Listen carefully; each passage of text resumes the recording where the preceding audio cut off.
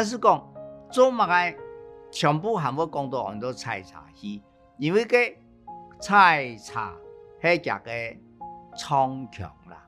故所前一輩講到客家戲嘅時間，全部會用菜茶戲嚟聽名。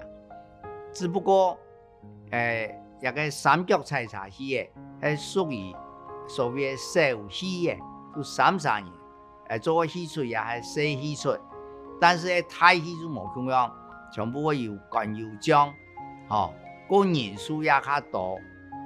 故所一般嚟講菜茶大戲、客家大戲、改良大戲，全部做得。也就係大戲。那個小戲呢，就我講有人講弄個三角菜茶，一般嚟講，我講三角菜茶。故所以台灣呢一個客家戲，注意也這兩類來做分別。一個係小戲，一個係大戲。